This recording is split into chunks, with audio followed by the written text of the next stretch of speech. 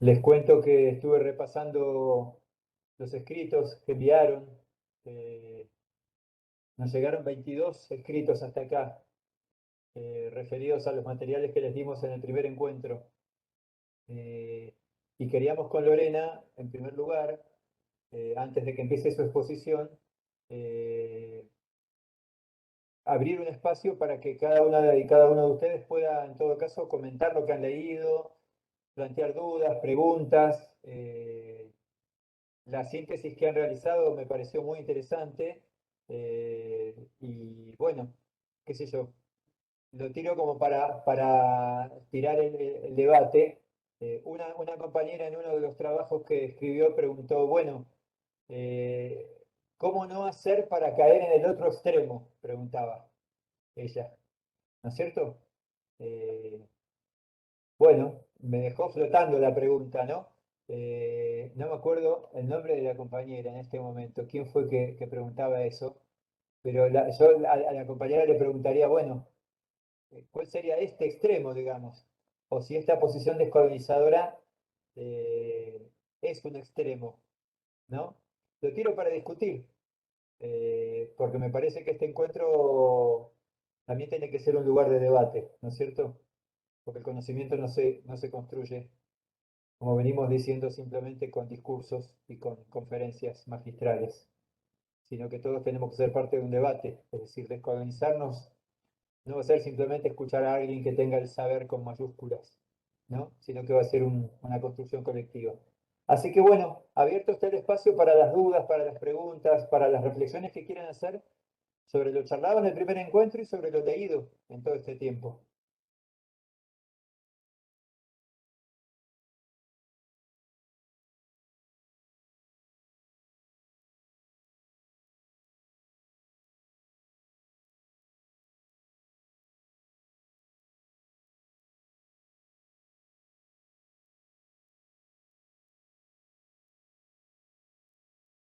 ¿Qué dicen? Si quieren les puedo marcar o mostrar de mi parte algún trabajo que me llamó la atención. Por ejemplo, un trabajo de la compañera Mónica Guiñez, que lo tengo acá, que dice, la descolonización es un proceso mediante el cual buscamos la libertad de nuestros pueblos en un marco de respeto y valores humanos que dignifican la vida. En la práctica esto significa perder el miedo y luchar en la vida política, económica, social y cultural para transformar las condiciones de desigualdad que hoy estamos viviendo. Significa valorar nuestra historia, nuestra cultura, nuestro idioma, nuestra música, nuestro vestuario, nuestra gastronomía, nuestra naturaleza. Es decir, recuperar todo lo nuestro y volver a ser lo que fuimos. Pues considero que como docentes debemos proponer a nuestros alumnos la descolonización del saber, desnaturalizar lo que está naturalizado como normal, desnaturalizar esta sociedad en la que vivimos y buscar respuestas a esta crisis civilizatoria en la que nosotros formamos parte desde la modernidad. Bueno, este es el primer párrafo de uno de los trabajos que nos han enviado, ¿no es cierto?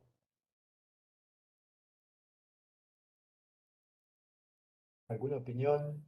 ¿Alguna crítica? ¿Alguna sugerencia?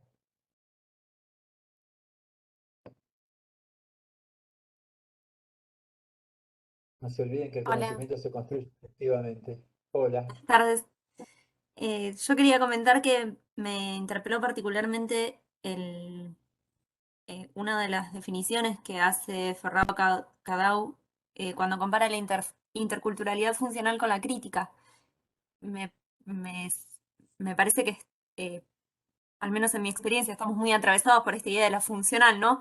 Esto que planteamos la tolerancia, el respeto, pero sin desmontar las asimetrías.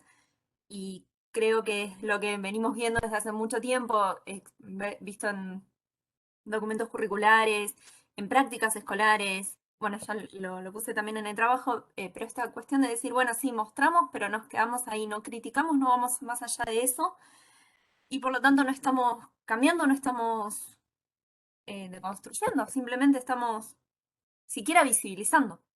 Eso fue, creo que lo que más me interpeló en este sentido, de decir, bueno, está ahí, si bien pasamos, hemos hecho algunos cambios, quedamos ahí, en una cuestión funcional, ¿no? En algo que no va a transformar la realidad. Eso fue lo que más me llamó la atención. Con respecto a los textos en sí, el de Walsh me costó mucho, mucho de comprender, me llevó bastante tiempo, bastante esfuerzo. Eso lo quería compartir por si a alguien más le había pasado. Los otros dos me resultaron un poco más llevaderos, pero el de Walsh me pareció muy difícil de abordar. Eso era todo. Bien, bueno. Sobre lo que vos decís, yo siempre doy el ejemplo, Andrea, de hacerles pintar a los chicos un cultrum, ¿viste? Es decir, bueno, estamos en el jardín, pintemos un cultrum, traigamos un mapuche a tocar la trutruca, ¿no es cierto? A que nos muestre la ropa. Y entonces creemos que con eso estamos haciendo interculturalidad.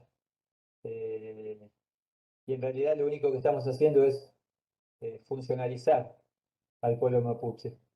No, no estamos cambiando absolutamente nada. ¿Mm? Eh, sí, me parece que es una de las nociones centrales que trabajamos en el encuentro pasado, absolutamente. Sí, sí. Yo me quedé pensando, hola, buenas tardes. ¿Qué tal? Me Yo tocó te... desde otro lugar, en realidad, después del primer encuentro fueron surgiendo como nuevos interrogantes, ¿no? Lo viví, lo vivo en realidad con mi hijo adolescente, que nosotros por ahí como fuimos formados de la historia, como algo que transitamos, conocer la historia desde otro lugar. Me pasó que mi hijo en tercer año está como muy conectado con su profesor de historia desde otro lugar, desde esta inquietud de querer conocer, y quizás yo como alumna en su momento no lo transité desde ese lugar. Fue como, la historia fue parte de la cultura, ¿no? Fue como una forma dada y acabada. En cambio, hoy veo que hay otra postura por parte de los profesores, donde llevan a sus alumnos a buscar respuestas, a indagar, y me pareció sumamente importante relacionarlo con esto que estamos trabajando en el curso, ¿no? De todas estas cosas que tuvieron que ver con la modernidad, con los cambios, y que está buena esta postura de siempre buscar respuesta, que por ahí vemos que esto no lo trabajamos. Yo soy docente de nivel inicial y por ahí cuesta mucho encontrar recursos para trabajar esto, como vos decías recién, que terminamos en una actividad de pintar, de escuchar y que no seguimos a trasfondo en búsqueda de generar otras cosas con lo que tiene que ver con la interculturalidad. Y es como decía esta chica también, me costó un poco el texto, quizás uno va perdiendo también los tiempos y los momentos de la lectura y como que nos va llevando a otro momento y también me costó mucho el tema del texto de Walsh. Bueno, respecto de la dificultad con los textos, yo les podría sugerir que nos manden mensajes en todo caso. Que Bien, en el aula planteen cuáles son las dificultades que van encontrando o los problemas que van encontrando en los textos. Les digo porque los textos que hay para este encuentro son más o menos de la misma complejidad que el de Walsh, ¿no? Eh, entonces, posiblemente se encuentren con dificultades con los textos. Entonces, les ofrecemos ayuda desde la plataforma para, para colaborar con aclarar dudas.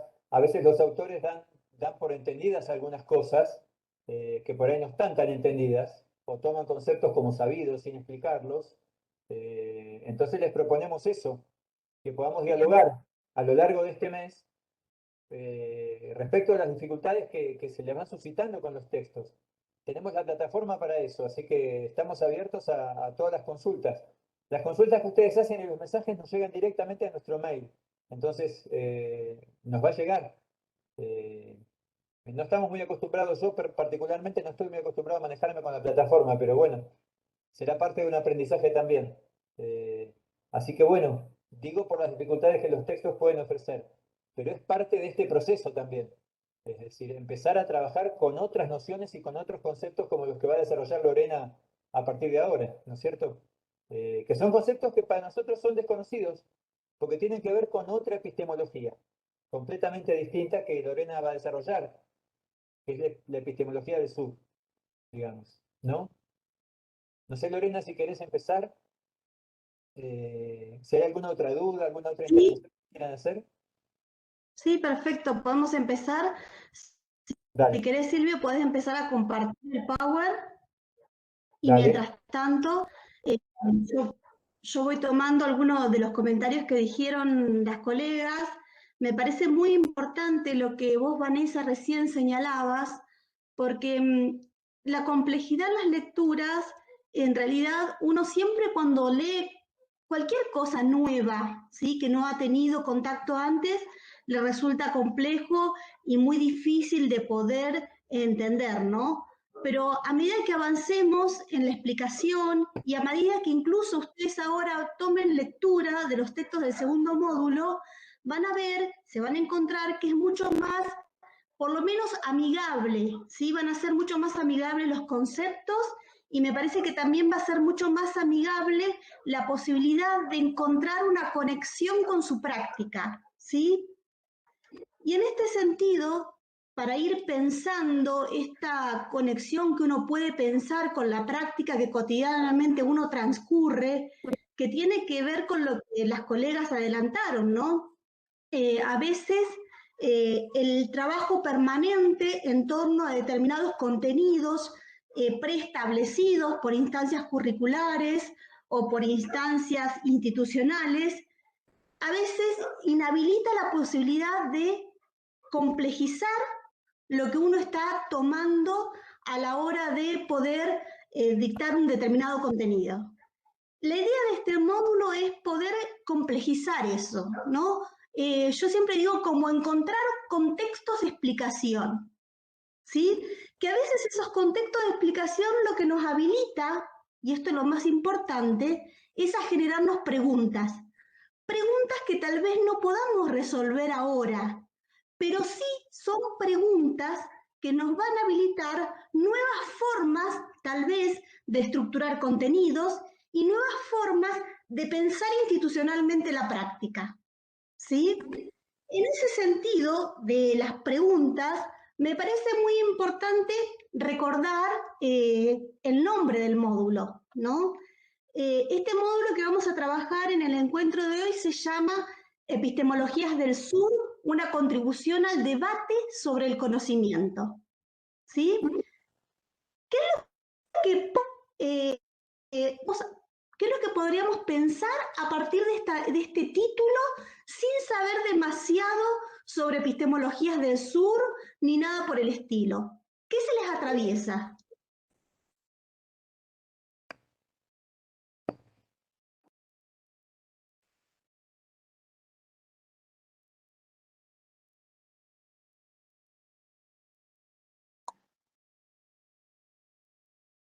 O mejor La aún, construcción ¿sí?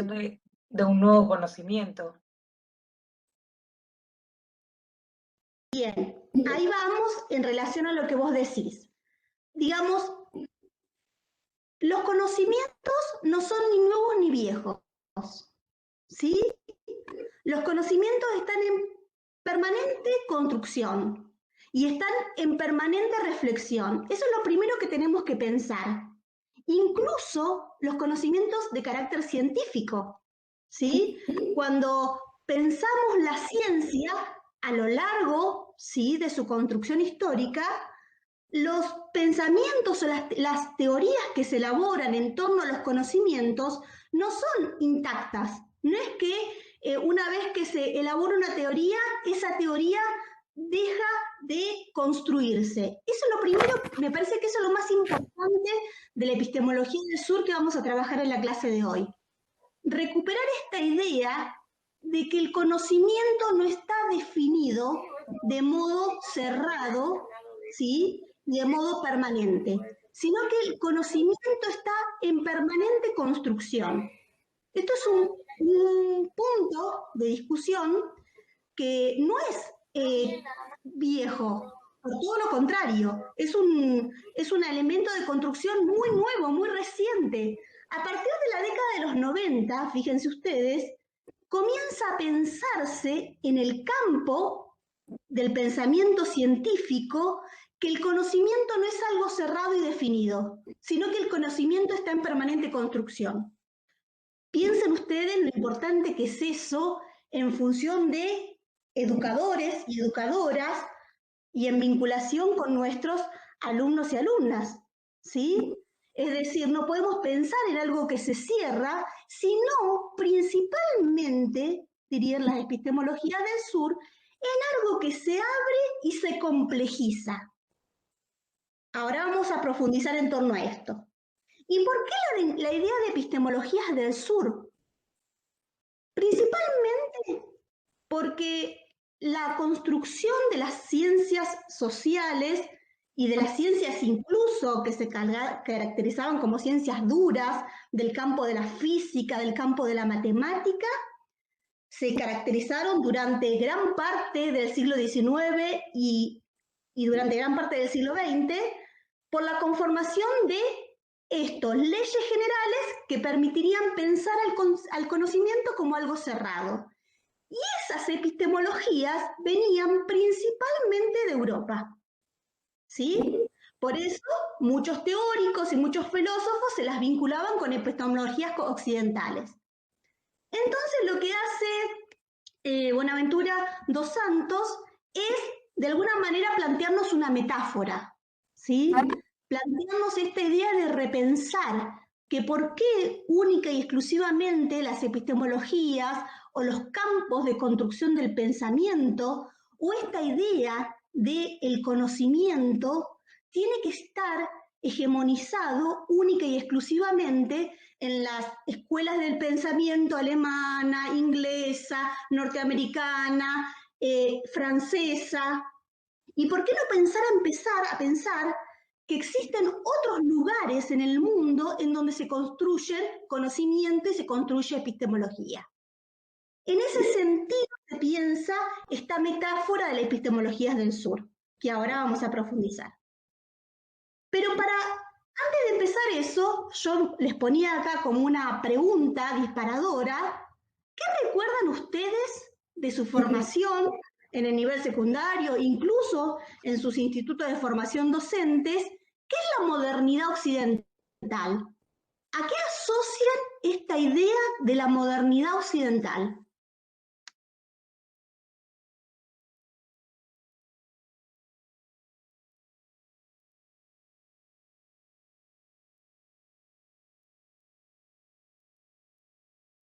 No es una instancia de examen, es lo primero que se les venga a la cabeza, ¿no? ¿Qué les parece a ustedes cuando revolución decimos industrial?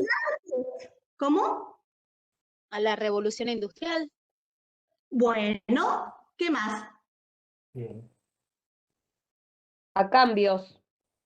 A romper estructuras. Bien, bien, ¿qué más?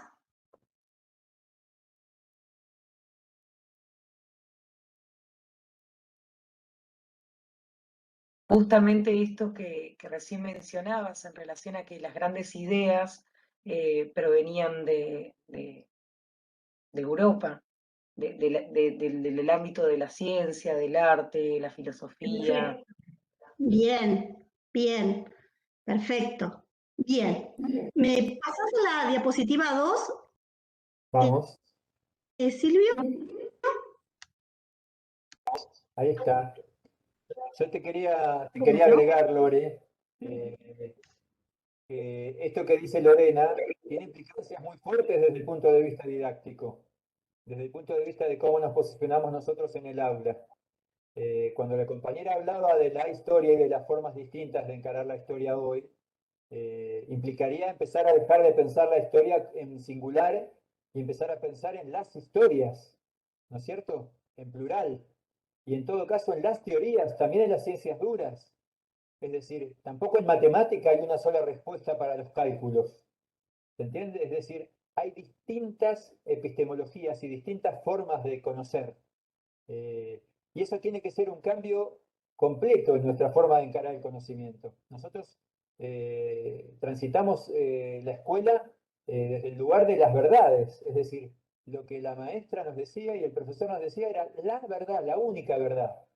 Y entonces esto debería hacernos cambiar nuestro posicionamiento, no como los dueños de una verdad revelada, sino en todo caso como los coordinadores de un debate de distintas epistemologías y de distintas formas de construir el conocimiento, ¿no es cierto? O sea, esto que dice Lore tiene implicancias muy, pero muy concretas, aunque suene abstracto, ¿no? Bien. Entonces, vinculando esto que dice Silvio y también reforzando a ver qué entendemos sobre esto de la modernidad occidental, lo primero que tenemos que recuperar, y me parece esto muy importante, es que la construcción del pensamiento científico, ya sea de cualquier disciplina, de las más duras o de las más, o del campo de las ciencias sociales, es algo que lleva mucho tiempo, incluso lleva siglos, ¿sí? Entonces eso es lo primero que tenemos que recuperar. En esta idea de la modernidad occidental, otro elemento me parece muy importante es poderlas ubicar temporalmente, ¿no? Si las ubicamos temporalmente, este paradigma sociocultural que es la modernidad occidental, fíjense ustedes, se ubica a lo largo del siglo XVI, XVII, XVIII y XIX. Entonces, fíjense ustedes si no va a tener impacto en el siglo XX y en la forma de construir ciencia en el siglo XX, si estamos hablando que a lo largo de más de 4 siglos se conformó como hegemónica una sola manera de construir ciencia. Pero no tan solo eso, y aquí vamos al concepto de paradigma. El paradigma, en el sentido que lo plantea el autor que ustedes van a leer, que es Bonaventura de Sousa dos Santos, no lo está pensando únicamente desde el punto de vista científico, sino que lo está pensando en un sentido mucho más amplio, en el sentido sociocultural, en el sentido político y en el sentido económico, es decir, en el sentido en el cual se fueron construyendo a lo largo de estos 4 siglos la historia de cada una de las sociedades. Por eso me parece muy importante poder recuperar, y acá se los traigo para que ustedes lo anoten, que el concepto de modernidad se vincula principalmente a 2 principios, que seguramente les van a sonar muy cotidianos, pero que específicamente, si bien son cotidianos, son 2 principios que la modernidad ahora, avanzado 2 décadas del siglo XXI, no logra resolver. Después vamos a ver por qué, ¿sí? Uno es el principio de lo que se denomina la regulación social, ¿sí? ¿Qué significa esto de la regulación social? La regulación social principalmente basada en el principio de Estado, de mercado y de comunidad. Fíjense ustedes que si uno piensa la construcción de las sociedades, el primer concepto que se nos viene a la cabeza en forma de organización institucional es precisamente el principio de Estado y de mercado en un contexto de organizaciones sociales capitalistas. Pero muy, digamos, devastado, desdibujado, marginal, aparece el concepto de comunidad. Porque precisamente en esta regulación social, que es uno de los pilares de la modernidad occidental, precisamente las comunidades han sido la expresión más clara de que esta regulación social no funcionó. El primer elemento ejemplificador para pensar que esta regulación social no funcionó es que precisamente las personas fueron incorporadas como mercancía en la sociedad. Ustedes me van a decir, ¿cuándo pasó eso? Bueno, precisamente sucedió en la conformación del proceso de esclavitud, ¿sí? Ahí fue la primera forma, ¿sí?, de incorporar como mercancía a precisamente los esclavos y al sentido de comunidad. Y por otro lado, otro elemento que de alguna manera imposibilita esta idea de la regulación social vinculado con el tema de la esclavización es precisamente la racialización, ¿no? La racialización vinculada principalmente con lo que es el proceso de colonización que se inicia por allá, por el siglo XVI. Fíjense ustedes la vinculación, modernidad, colonialidad, ¿sí? Y con precisamente, de alguna manera, empezar a legitimar que esta regulación social no podía estar dada en el principio de comunidad y mucho menos en el principio de mercado. Porque ya tempranamente, en esta modernidad occidental, y actualmente mucho más legitimada, el sentido de comunidad queda totalmente invisibilizado y de alguna manera lo que se hace cada vez más hegemónico es la idea de individuo, ¿sí? Totalmente desanclado de la comunidad. Y otro de los pilares importantes de esta modernidad occidental, recuerden que yo les dije que son dos y por eso ahí aparecen en la filmina para que ustedes los puedan identificar, es el tema de la emancipación social. Recuerden ustedes que nosotros estamos diciendo que allá por el siglo XVI, ya transcurridos 4 siglos y avanzado el siglo XX y el siglo XXI, la idea de la emancipación social era como el pilar central de la modernidad occidental. Esa idea en donde precisamente la idea de progreso, ¿sí? Y la idea de esta idea del progreso creciente, no tan solo del progreso creciente, sino de un progreso creciente y lineal, en vinculación incluso a la construcción del conocimiento, así era la pensada la emancipación, ¿sí? Bueno, esta idea de emancipación, precisamente transcurridos ya más de 4 siglos, se hace añicos principalmente con un elemento de lo que una de las compañeras comentó al principio, se hace añicos con que precisamente la desigualdad se profundiza. Y ese proceso no resuelve, esa idea de proceso y de progreso, no resuelve precisamente el problema de la desigualdad y mucho menos resuelve la emancipación social. Lore, Sí, Silvio. perdón, para Sí, tratar sí, sí. de dar algún ejemplo en relación a esto. Estamos justamente en días de campaña electoral, ¿saben? Y muchas de las cosas que se discuten en esta campaña electoral, ¿quién tiene que ejercer la regulación social? Es decir, si es el Estado el que tiene que regular principalmente, o es el mercado el que tiene que regular, ¿no? En la famosa grieta parece que hubiera como solamente 2 posibles respuestas a eso. O es el Estado o es el mercado. Y la comunidad, como entidad, no como individuos consumidores o receptores de los beneficios estatales, no aparece. Fíjense que aparece el Estado y el mercado. La comunidad, como dice Lorena, aparece en forma totalmente marginalizada, ¿sí?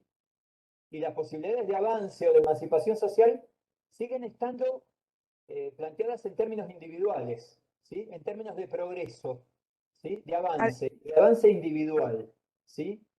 Es decir, Perdón, todo el debate se da en términos de la modernidad occidental, se da en estos términos. Incluso en el extremo de decir que los argentinos bajamos de los barcos, ¿no es cierto? Es decir, y fuimos en un camino de progreso. Cuando estamos hablando de romper con esta mirada, estamos tratando de introducir otros elementos a esto. No sé si sirve, Lorena, los ejemplos que estoy dando o qué tenés para decir al respecto. Pero... Sí, había seguramente una colega que quería hacer una pregunta, que decía, sí. perdón. Yo, en realidad, Sí. lo que estaba hablando Silvio, esto de regular, que en las manos, esta regulación en las manos del mercado y del Estado, precisamente más que regulación parece control, o sería Claro. un control. Si fuese la comunidad la que está dentro de este, enmarcado dentro de esto, sí sería regulación. Me parece que en las manos del mercado y del Estado es control, es mero control, siempre. Así es, Bien el comentario, y solamente voy a traer 3 ejemplos para que se entienda. Yo enfatizo en esta idea de el proceso, ¿no? Yo enfatizo en esta idea de proceso y de no estancarlos en mirar solamente ahora. Fíjense ustedes, en este intento de regulación y vinculado al ejemplo que la colega trae del mercado, el mejor ejemplo ha sido, por ejemplo, el estado de bienestar. El estado de bienestar ha sido el mejor ejemplo de la modernidad occidental en torno a la posibilidad de regular socialmente, ¿sí? De regular socialmente no tan solo en el aspecto económico, sino también en el tema de avanzar en la visión de derechos. Digo esto como muy importante porque si no concebimos esa idea de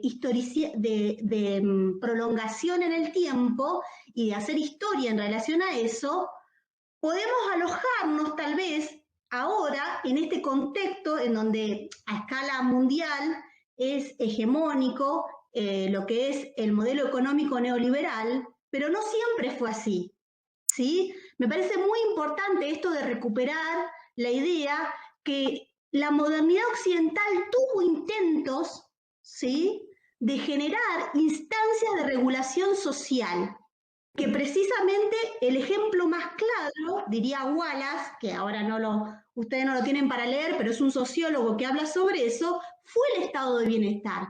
Ahora, ¿qué pasó con ese estado de bienestar? Bueno, ese estado de bienestar fue interpelado ¿por quién? Por el mercado, ¿sí? Y ahí aparece y acontece la crisis de los 70. Entonces, por eso es importante esta idea de ir y venir, ¿sí?, en esta construcción de la modernidad. Vamos a la 3, Silvio. Sí, ahí va. A la diapositiva. Bien. Dicho esto, ¿de qué entendemos, sí, por el tema de modernidad como un repaso? ¿Sí? Ese era el objetivo, de pensar precisamente en un repaso y de que en ese repaso intentar recuperar algunas ideas que seguramente ustedes las tienen presentes, como las han comentado. Ahora nos vamos a ubicar en que, como les decía, en esta idea de construcción del pensamiento científico, que no es lineal, que es compleja, y que en esa complejidad aparece enlazado esta representación del paradigma, que podríamos sintetizarla como la forma en que las sociedades se organizan, ¿sí?, no tan solo desde el punto de vista de la construcción de teorías y de conocimiento, sino también socioculturalmente, políticamente, económicamente. A mediados de la década de los 80 se produce un gran debate epistemológico en el campo de las ciencias en general, no únicamente en el campo de las ciencias sociales.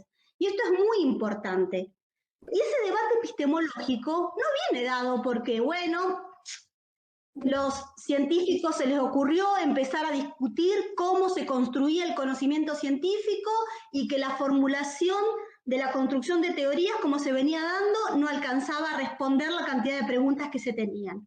No viene atado a eso.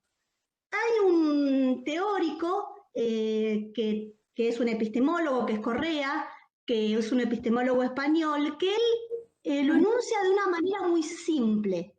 Él dice que los debates en el campo de la epistemología siempre vienen por detrás de las crisis que acontecen económicamente, políticamente y culturalmente. Nunca los debates epistemológicos, dice, vienen a tratar de anticipar situaciones problemáticas que socialmente acontecen. El debate de los 80, en este sentido, que Correa lo menciona, el debate epistemológico de los 80, va a tener vinculación con la crisis mundial de los 70, que fue una crisis de características principalmente financieras, ¿no?, que ahora después lo vamos a explicar.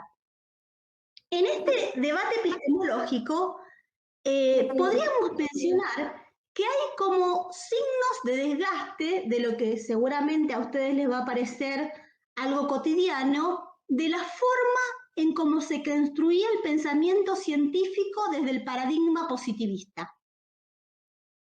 Yo no les voy a tomar una lección oral de lo que es el paradigma positivista, pero sí me gustaría recuperar lo que ahí menciono como signos de desgaste, que esos signos de desgaste es signos en que como el conocimiento se construía desde el punto de vista positivista, cómo se formulaban leyes generales y cómo eso no alcanzaba para responder la cantidad de preguntas que la sociedad tenía.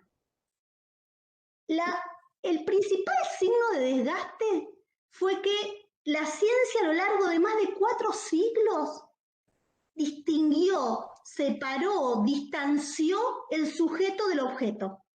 ¿Sí? No tan solo el objeto del sujeto. Un ejemplo muy claro, distanció la naturaleza de la sociedad. De hecho, el efecto de separar tanto la naturaleza de la sociedad es que actualmente tenemos un proceso de mercantilización de la naturaleza. Porque precisamente, ¿sí? Diría Horacio Machado Arao, no nos creemos naturaleza. Eso es un gran problema que tienen estas sociedades actuales. Esta separación entre sujeto y objeto, esta separación entre naturaleza y sociedad, este proceso acelerado de mercantilización de la naturaleza. ¿Sí? Bueno, este signo de desgaste aparece en la década de los 80 y por supuesto continúa.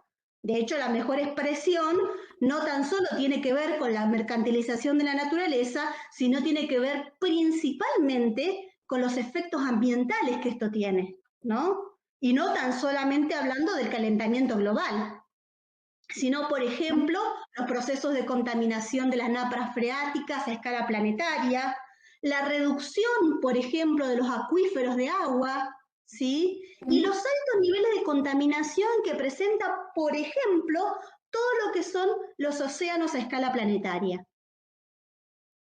Otro elemento también que empieza a marcar, allá por los 80, que hay un desgaste en la forma de construir conocimiento, ¿sí? Recordemos a pie de página que ese conocimiento era el paradigma de la modernidad, es reducir al mundo a la construcción de leyes generales y en lo posible leyes simples, ¿no? Y de eso ustedes recordarán montones, me imagino. Yo, por ejemplo, les puedo decir una que es del campo disciplinar en el que me manejo y que generalmente la geografía tuvo mucha discusión en torno a lo que era la geografía física, la geografía humana, y la geografía física tuvo un gran esfuerzo intelectual en la construcción de estas leyes generales.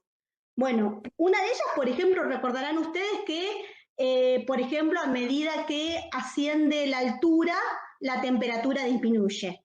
Y ustedes me van a decir, y sí, pero eso sigue funcionando.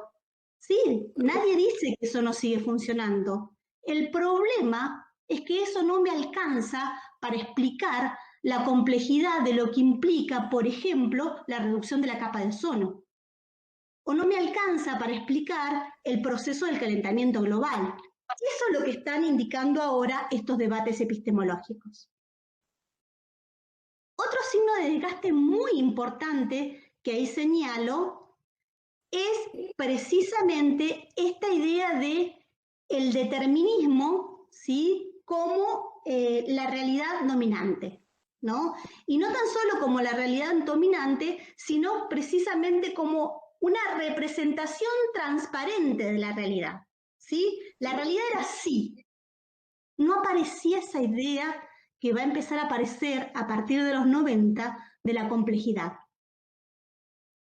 Y por otro lado, también me parece muy importante esta distinción que se hace de modo estricto entre el conocimiento científico y, entre comillas, las otras formas de conocimiento, que no son del campo más importante para investigar. Incluso estas otras formas de conocimiento se las ubicaba a las ciencias sociales y a las ciencias humanas, ¿no? Las humanidades estaban dentro de estas otras formas de conocimiento, como una forma de delegitimación en lo que implicaba, por ejemplo, en aquella década, en los 80, que fue uno de los puntos más importantes, la denuncia en torno principalmente a la desigualdad y la pobreza, que es algo intrínseco del modo de producción capitalista.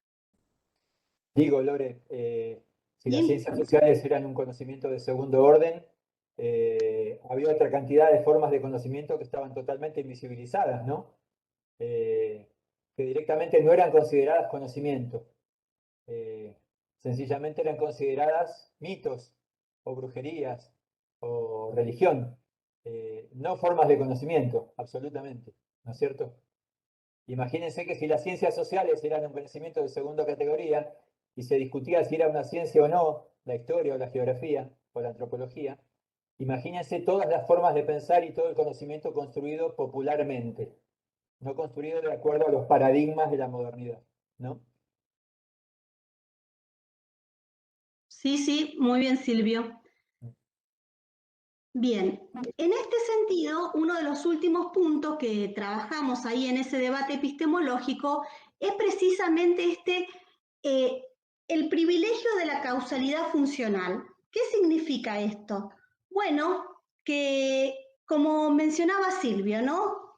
Había ideas metafísicas o había ideas, digamos, entendidas, ¿no? Como mencionaba Silvio, como brujerías, que no eran entendidas como ciencias y como por lo tanto no eran entendidas como ciencias, se decía, bueno, eso de alguna manera impacta en la construcción de la ciencia, pero impacta desde el punto de vista de las causalidades y de las funcionalidades.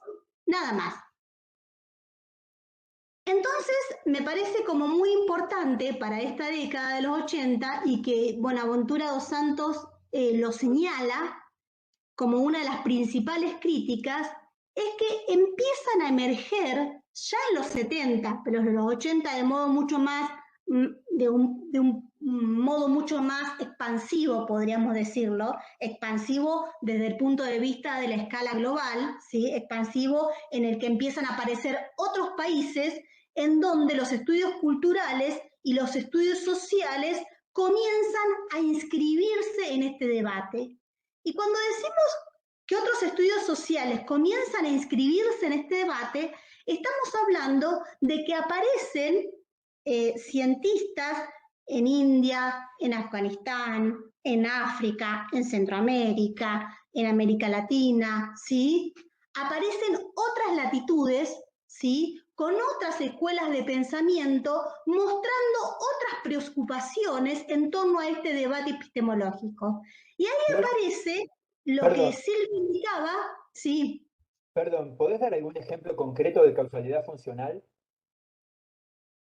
sí, por ejemplo, que es el más claro es el tema de los feminismos, ¿sí? El más claro, digamos, los feminismos han sido, y Buenaventura dos Santos lo dice, la anticipación, ¿sí? A la crítica más acérrima al paradigma de la modernidad, ¿sí? Bueno, aquellos, ¿sí? Feminismos que vinculaban su discusión única y exclusivamente a la condición de género, ¿sí? Como que el único debate era el género y era un feminismo muy biologicista, no incluía, por ejemplo, en ese debate otras instancias como por ejemplo la denuncia al patriarcado, ¿sí? Bueno, ese feminismo más biologicista, era un feminismo funcional. Lo mismo pasaba en el campo de la ecología, Silvio, ¿sí? Ajá. En el campo de la ecología, cuando la ecología en la década de los 60 tempranamente comienza a aparecer como una disciplina, ¿sí? Y estaba muy atada a la biología, ¿sí? Su vinculación era específicamente en el campo de la biología, ¿sí? Y Correcto. únicamente en el estudio de, por ejemplo, los biomas, ¿sí? Bien, esto Bien. precisamente era funcional a ese positivismo, ¿sí? Que era el hegemónico. A partir de la década de 80 y de los 90, aparecen otros ecologismos, por ejemplo, la ecología política, la ecología social, la ecología feminista, que empiezan a discutir con esa ecología biologicista. Es decir, tiene que ver con una mirada lineal, en todo caso, de la causalidad. Una causalidad no compleja, ¿no? Por eso dice causalidad Claro, funcional, ¿no es cierto? claro, claro. Y por eso estaba siempre la discusión, Silvio, y también para los colegas, es al positivismo, ¿no? Funcional al positivismo. Eso, con una monocausalidad, exacto. Funcional al positivismo, exactamente. Bien. Bien, bien. Bien, vamos a la 4, a la próxima. Vamos a la próxima.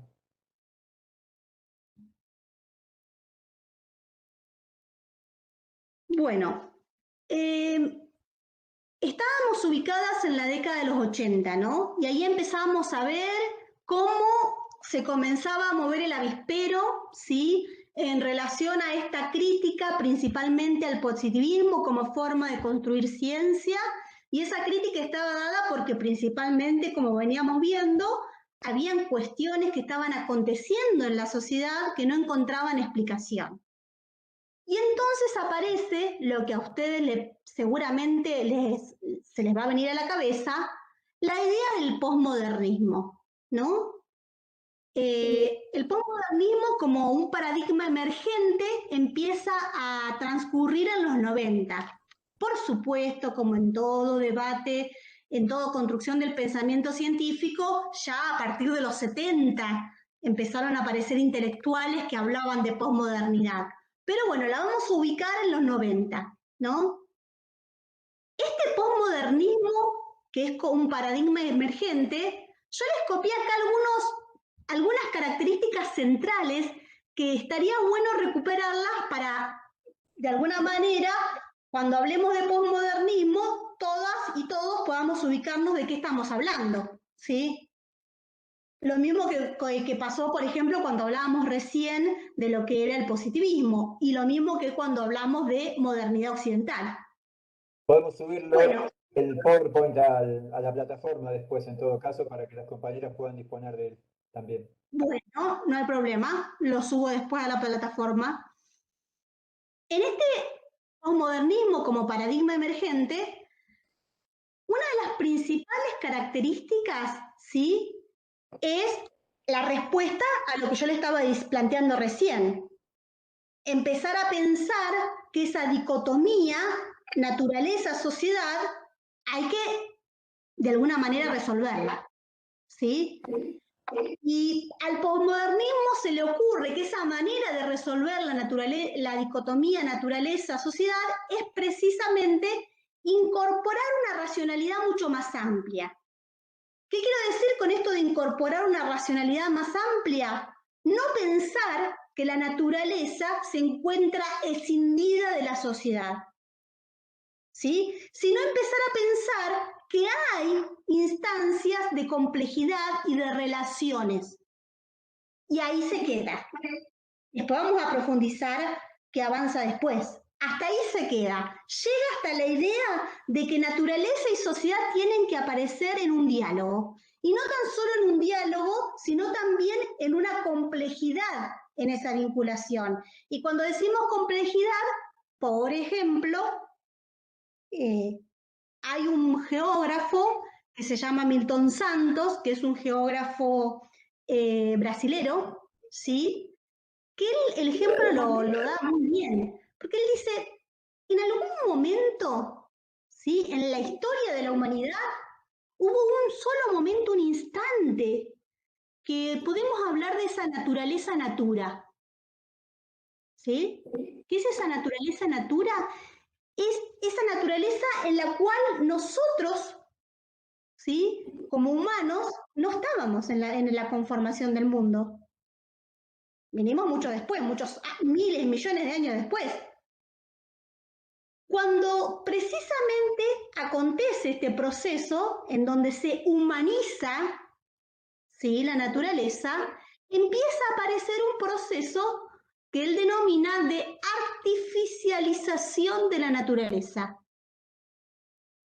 Y ustedes van a decir, ¿qué miércoles es eso de la artificialización de la naturaleza? Ejemplos hay a patadas.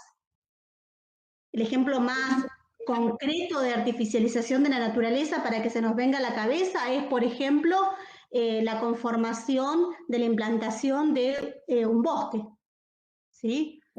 Por ejemplo, en el Chaco, en la década de los 70, el monte chaqueño ¿sí? Fue totalmente arrasado y a ese fenómeno se lo llamó el primer proceso de desplazamiento de la frontera agropecuaria. El monte chaqueño fue totalmente talado y se construye toda una forestación artificial que no tenía nada que ver con esa naturaleza natura. ¿Sí?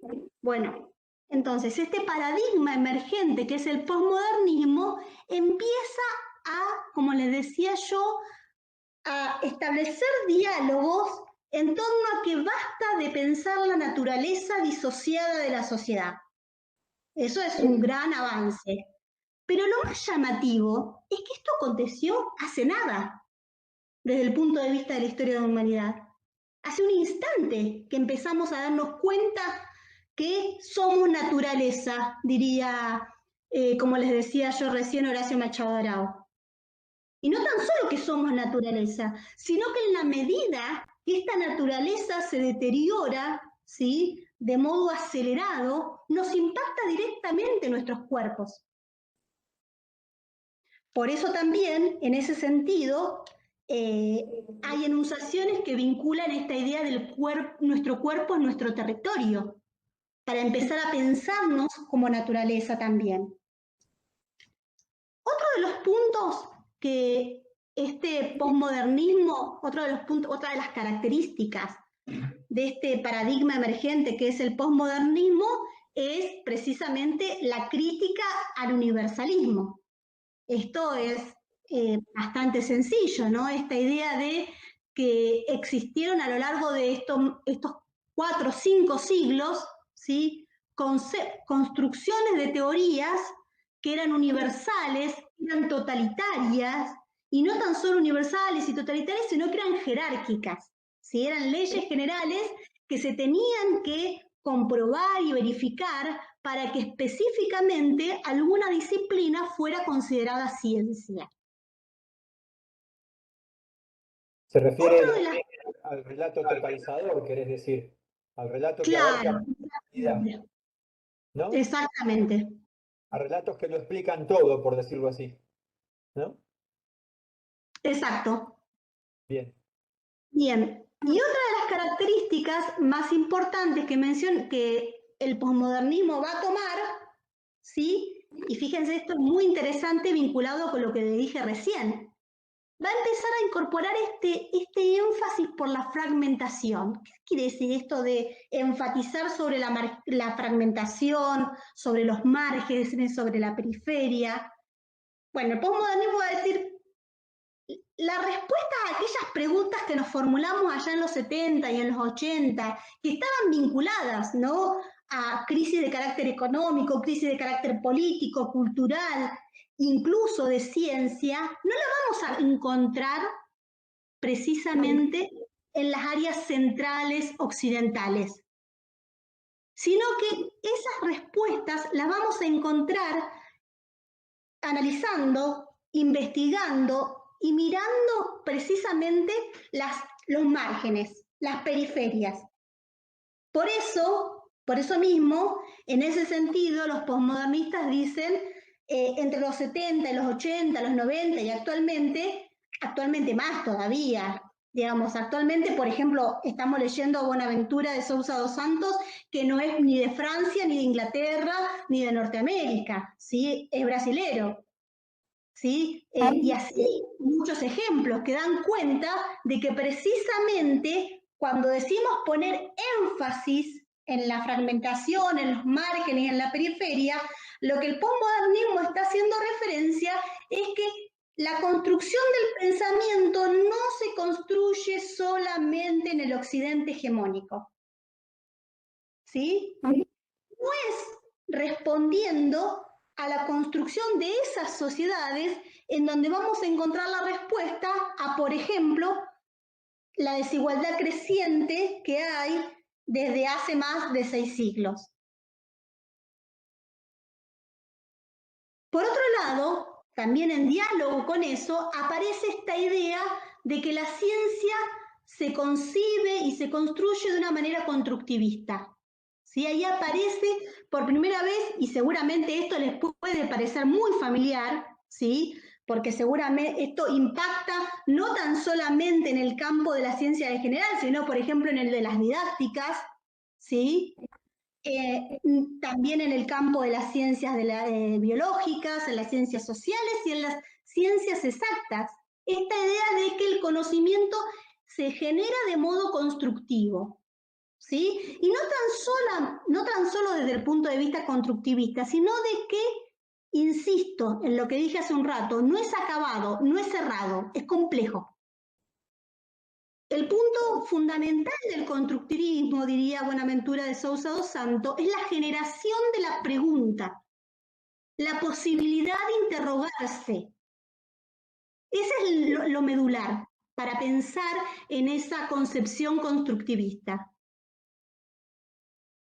Y fíjense que ahora las puse al final, pero para que ustedes las subrayen y las tengan anotadas, porque después vamos a volver a eso. Ese posmodernismo, uno de los elementos que va a señalar es precisamente la renuncia a los proyectos colectivos de la transformación social. Te van a decir, pero wow, ¿qué me quiere decir con eso? Quiero decir que decíamos siglo XVI, siglo XVII, siglo XVIII, siglo XIX, siglo XX. Una compañera dijo muy bien, la modernidad se conforma con la revolución industrial, y yo agregaría, hay 5 siglos de no tan solamente la consolidación de un modo de producción capitalistas, sino también, y vamos a ver, lo que fue la conformación del colonialismo, ¿sí? Y lo que ustedes van a ver después, la poscolonialidad. Entonces, en esos siglos existieron, ¿sí? Existieron y existen conformaciones teóricas que proyectaban transformaciones sociales y proyectos colectivos. El ejemplo más claro son las teorías marxistas, ¿sí? Que no son de los 80. Esa es la principal crítica que se le hace al posmodernismo emergente, ¿sí? Que de alguna manera el posmodernismo emergente derriba la posibilidad de la construcción de proyectos colectivos. Y no tan solo derriba esa posibilidad, sino derriba la idea de la utopía. Ambos anclajes vinculados al marxismo. Ahora vamos a ver cómo se va a discutir eso. Si querés, Silvio, pasamos a la próxima. Ahí va. Hasta acá. ¿Hay alguna pregunta que quieran hacerme? No. Como van a ver, perdón, como van a ver en algunos de los textos, las teorías que tienen que ver con el cambio social y el marxismo y la transformación social compartían de algún modo este paradigma del progreso. Es decir, también compartían esta idea de que la burguesía había logrado una transformación social y se proponía el avance tecnológico como lo máximo, es decir, como el punto más alto, es decir, el desarrollo de las fuerzas productivas, ¿no? Llevado a su máxima expresión, iba a llevar a la transformación social casi espontáneamente, ¿no es cierto? De ahí que el posmodernismo también incluye la negación de todo esto, ¿no? Eso quería agregar nomás, Lore. Ahí está. Perfecto, perfecto. Bien, y ahora viene, para cuando ustedes lean los textos que tienen que leer para este encuentro, viene algo que es central. Y acá prestemos atención. Lo que va a decir Buenaventura de Sousa dos Santos es que precisamente el posmodernismo, el que yo expliqué hace un ratito, es una crítica a la modernidad occidental. Ahora, para Buenaventura de Sousa dos Santos, con ese posmodernismo no alcanza. Entonces ahí liga esta idea que desde las epistemologías del sur se va a empezar a hablar de un posmodernismo de oposición, ¿sí? Eso es lo que él va a desarrollar, eso es lo medular de su texto. Él va a decir, bueno, lo que a mí me interesa es, para derribar, ¿sí?, esos dos pilares de la modernidad occidental que nunca se alcanzaron a consolidar, ¿sí?, porque efectivamente nunca se logra esa idea, ¿sí?, que nosotros expresamos como la regulación social y la emancipación social. Esos dos pilares fueron, diría Buenaventura dos Santos, algo que no se consiguió, que la modernidad le quedó pendiente, que en todo caso lo que aconteció efectivamente es que el capitalismo se consolidó en su forma de organización de mercado. Ahora bien, entonces, lo que él va a plantear es este posmodernismo de oposición. Sí, Silvio. Acá, perdón. ¿Por qué dice Lore que no lo logró? Porque la desigualdad sigue existiendo en gran parte del mundo. Es decir, este progreso del que ella hablaba se dio en solo una pequeña parte de la humanidad. Es decir, ¿de qué estamos hablando cuando hablamos de igualdad? ¿Y de qué estamos hablando cuando hablamos de progreso? Llegó a una muy pequeña parte de la humanidad. Después de 4 siglos, es decir, la revolución industrial y las ideas modernas y las ideas de progreso solo llegaron a una pequeña parte de la humanidad, porque en realidad la desigualdad social creció y en los últimos años aumentó muchísimo más en esta etapa neoliberal. Digo para que Lorena lo va a plantear un poco más adelante, pero es evidente que todo esto no llegó a sus objetivos. Y ahí está crisis civilizatoria de la que estamos hablando desde el principio del curso, ¿no? Bien, perfecto. Hubieron una parte que yo no la alcancé a escuchar a Silvio, pero evidentemente es mi conexión, ¿sí? Digo, para yo poder tomar lo que Silvio dijo, Decía Lore logré tomar... Repito, en todo caso, que esta modernidad capitalista, evidentemente, no terminó de lograr sus objetivos, porque este progreso no abarcó toda la humanidad, ni muchísimo menos. Dejó afuera a gran parte de la humanidad.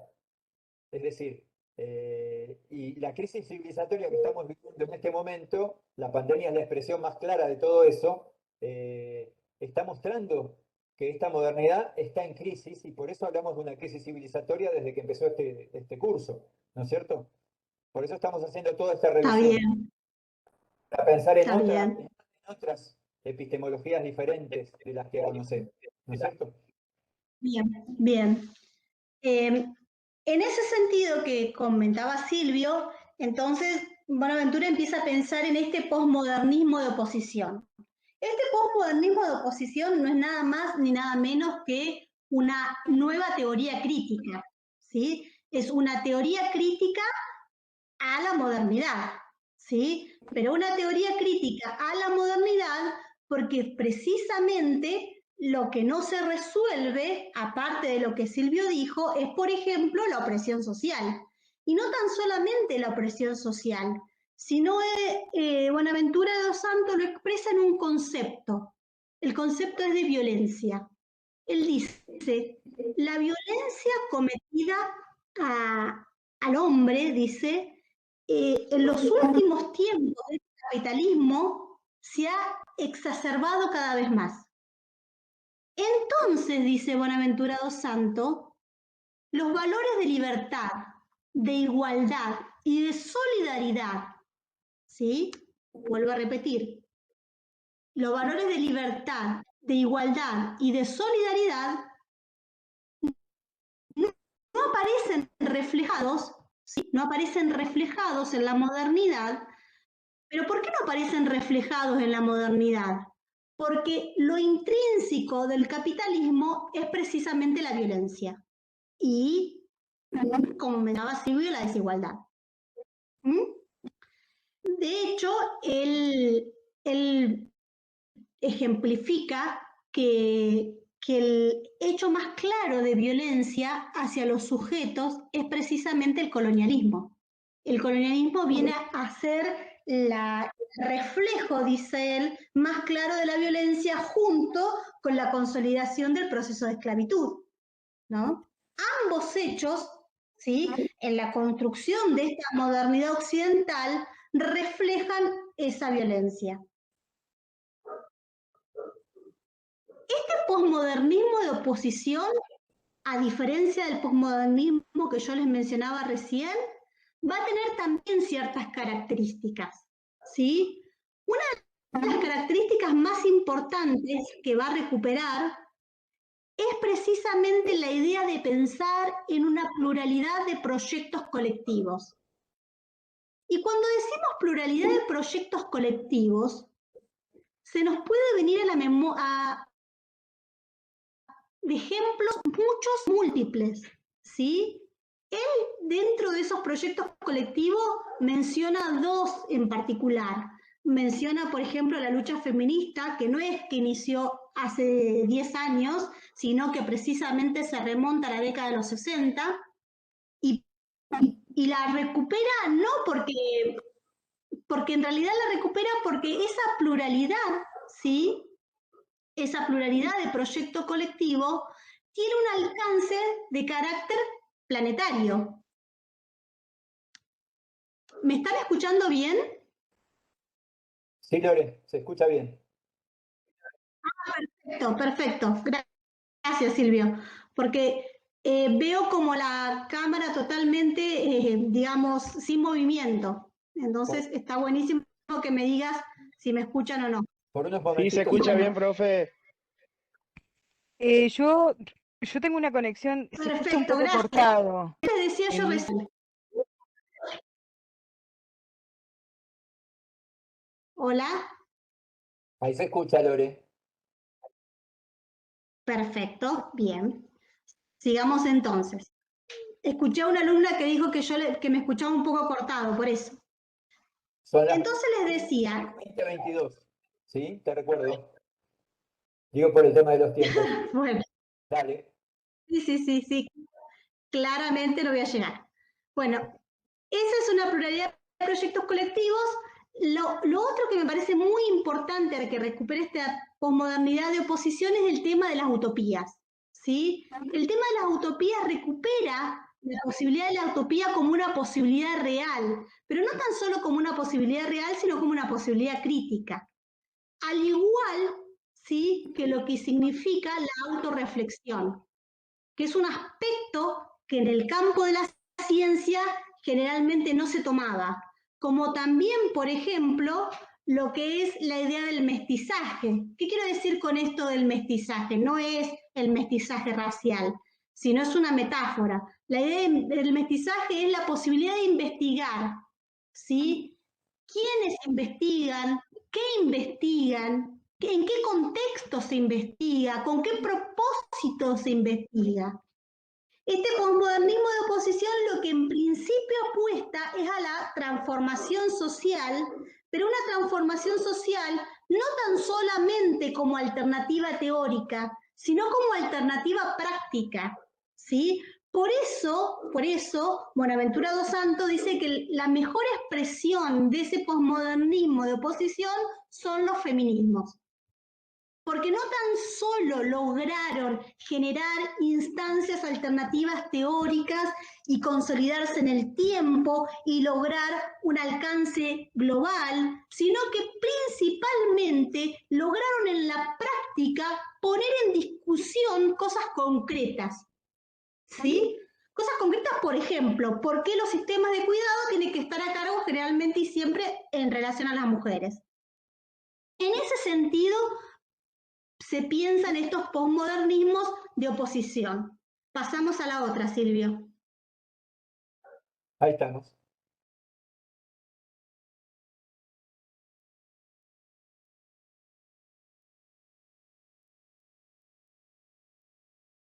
¿Se ve?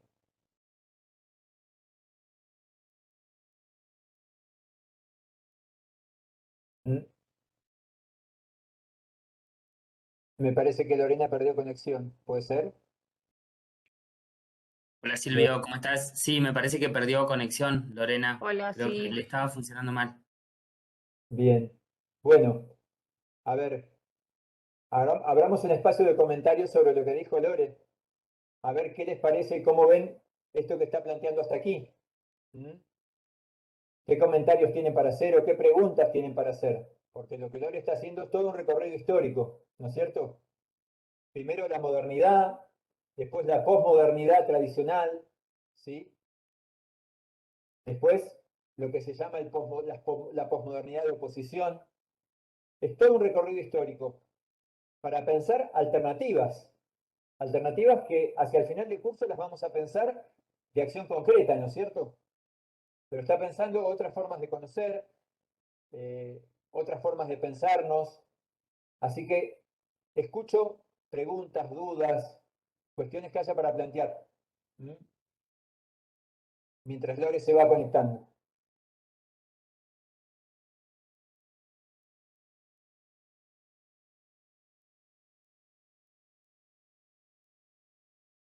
¿No hay nada para decir? ¿Mm? Digo, por ejemplo, este tema de la pluralidad de proyectos colectivos, ¿no es cierto? Es toda una mirada que Buenaventura propone en forma totalmente novedosa, es decir, estamos pensando en plural, estamos pensando no en un solo proyecto emancipador, sino en muchos proyectos emancipadores, en utopías en plural, ¿sí? Y eso es una característica central de esta posmodernidad que él llama de oposición. En todo caso, podemos llamar, también podemos llamarla una posmodernidad que intenta transformar la realidad, porque la primera posmodernidad negaba la posibilidad de transformar esta realidad, ¿no es cierto? Y él plantea la pluralidad de proyectos colectivos, no la unicidad, ¿sí? La mirada marxista lo que nos trajo tradicionalmente fue una mirada única, una sola posibilidad de cambio, una pluralidad. Hola Silvio. ¿Estás ahí, Lorena? Sí, ahora recuperé datos móviles. Dale. Bueno, no Bueno, sé, estaba preguntándole a las compañeras y compañeros si tenían preguntas o algunas cuestiones mientras vos te ibas conectando. dale. ¿Hay alguna pregunta?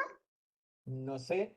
A ver, no estoy pudiendo mirar el chat. No sé si vos lo podés ver, Lore, porque estoy compartiendo pantalla. No. Yo, yo estoy mirando el chat, Lore y Silvio, no hay preguntas en el chat tampoco. Bueno, Perfecto. Bien. Silvio, ¿podemos pasar a la diapositiva? Gracias, a la diapositiva 8.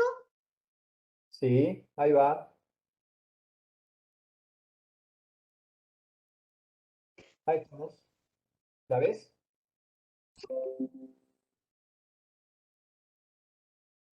Después, todos tranquilos, yo estas diapositivas las voy a subir a la plataforma, así que van a poder tenerlas a su disposición. Me Bien. preocupa que no haya dudas, Lore, que nadie Bueno, diga nada. Que todo el mundo esté tan en sería, silencio.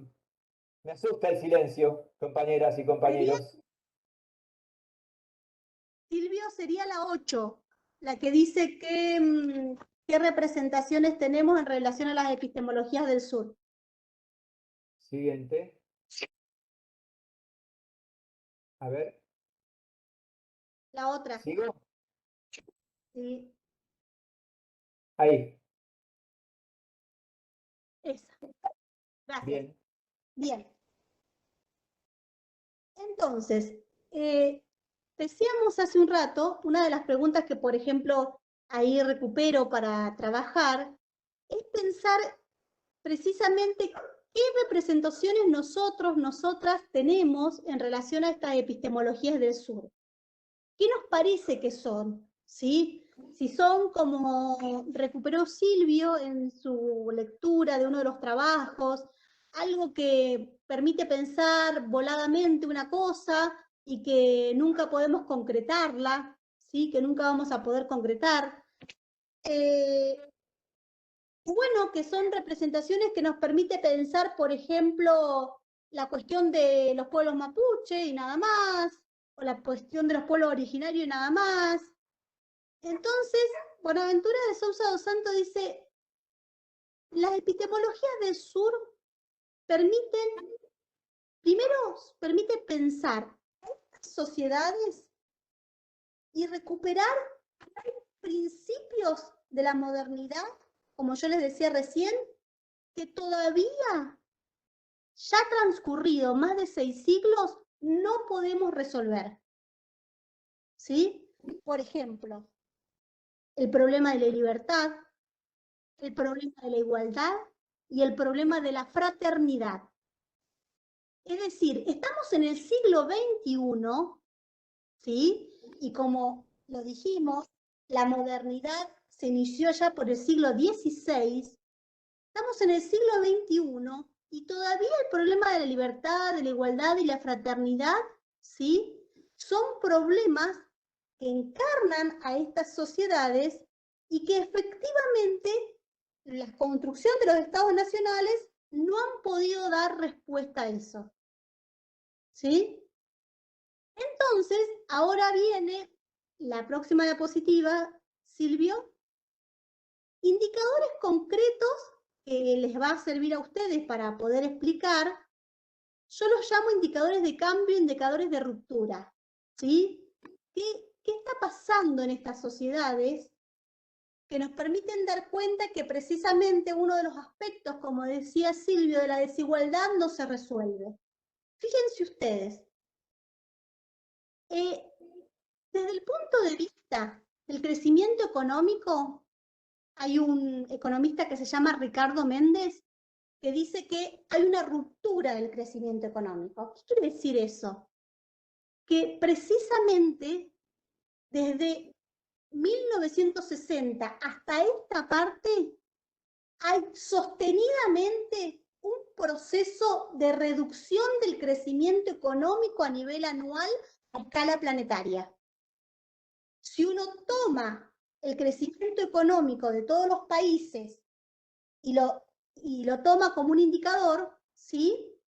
Precisamente a partir, por ejemplo, de los productos brutos internos de cada uno de los estados, este crecimiento económico se viene desacelerando. Fíjense ustedes, yo ahí les mostraba que para 1960 el valor del Producto Bruto Interno promedio era del 4,9%. Para el 2016, ese Producto Bruto Interno promedio bajó al 3%. Entonces Ricardo Méndez se pregunta, si todos los avances científicos, tecnológicos que hay desde la década de los 80 y sobre todo en las 2 primeras décadas del siglo XXI, impactan precisamente las economías y las diversifican, ¿sí? ¿Qué es lo que está pasando que eso no se traduce en los productos brutos internos de los países?